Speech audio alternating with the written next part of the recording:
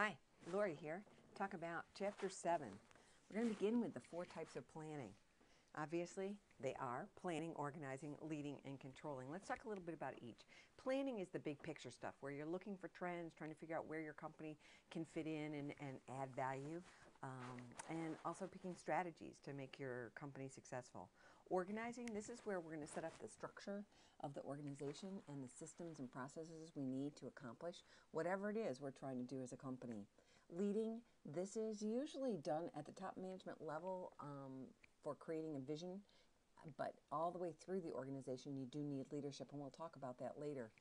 The top management's job is to encourage others to follow the vision that's been created by talking about it both to the employees and with the employees so that they can get constant feedback and improve that vision.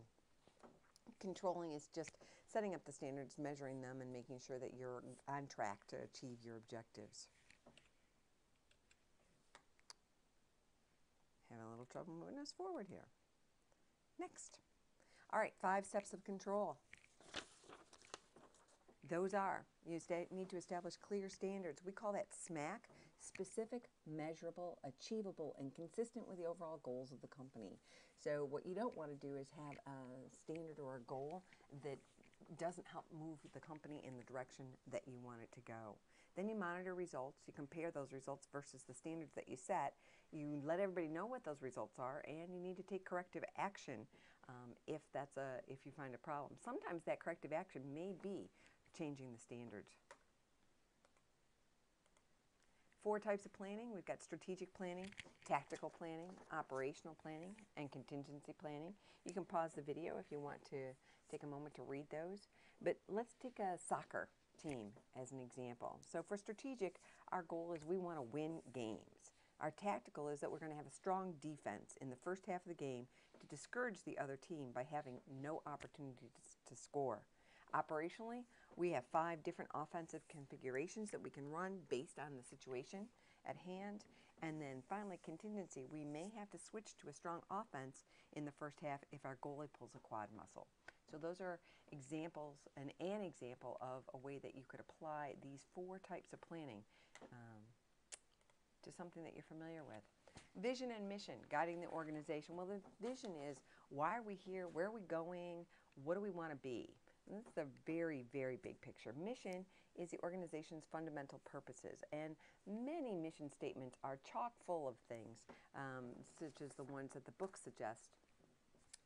But I personally am skeptical about really long mission statements. I think there's a tendency in at least the United States right now towards cookie cutter missions, and my test of a mission, does it tell every employee, all the way down to the janitors, what to do in any and every situation? And if it does, if they can use that mission statement as a guide to how to do their jobs, then you've created a successful mission statement. We're going to do some exercises in class, I think, on the mission statement. But meanwhile, let's go back up. This is your freebie point on the test. Go find a company, find as unusual one as you can, and print their vision and mission statement and bring it with you to class. And that will be one of your points on your content quiz. Next, SWOT analysis. This has been around forever. We look at the strengths and the weaknesses of the organization, and then we take a look at the opportunities facing it and the threats that could be out there. Hence the SWOT analysis. Internal is what you're looking at for strengths and weaknesses, and then you look at the external world for your opportunities and threats. And I think we'll try one of these while we're in class too, assuming we have time. Decision making. The book gives you the 7 steps of decision making, and you'll want to write those down so you get familiar with them. But basically, decision making comes down to several approaches. I've identified a couple here. One is the rational model, which assumes that an individual or an organization can consider all alternatives, determine which one is best, or, well, determine the outcomes for each, designate a probability of achieving that outcome, and then doing the math to calculate which one is optimal. Bounded rationality was brought to us by Herbert Simon, great guy, really good thinker, and he said you can't possibly know all the alternatives. You can't possibly determine with any strong sense the probabilities of each of those alternatives and then come to an absolutely best answer. So in the end, we look at what we can and we make the best decision that we can, but we certainly don't take into account everything.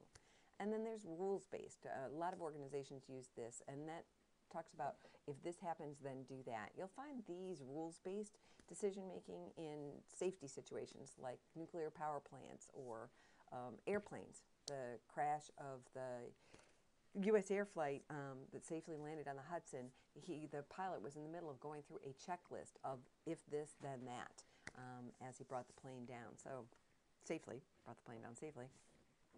So rules-based is often used at the lower level of organizations as well. Problem solving. They distinguish in the book between decision-making and problem solving.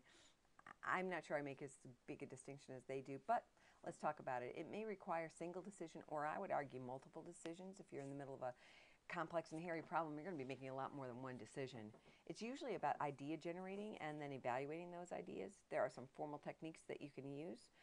Brainstorming helps you generate ideas, and PMI, which means pluses, minuses, and implications, can help you evaluate ideas.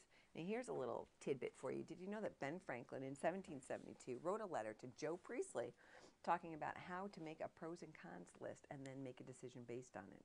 That was back in 1772. Organizing, who fits in where? Well, we begin with top management at the top of the pyramid. There are fewer of them. And we work our way down through middle management, frontline or first line management, and then finally employees. Who's in top management? Well, we have CEOs, Chief Operating Officers, COOs, Chief Financial Officers, Chief Marketing Officers. I don't know why Chief Information Officer gets a bump to the left. And Chief Knowledge Officers. But it depends on the industry. So, for example, in investment banking, you're going to find chief compliance officers and also in regular commercial banking, because it's very, very important that they comply with all the rules and regulations and the laws. In airlines, railroads, you're probably going to find a chief safety officer because, of course, that really matters in those scenarios. I'm going to run you through a few examples of organization charts. Do not memorize these.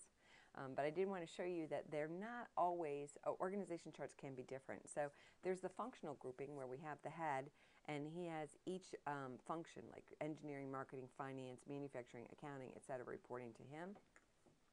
There's the divisional grouping.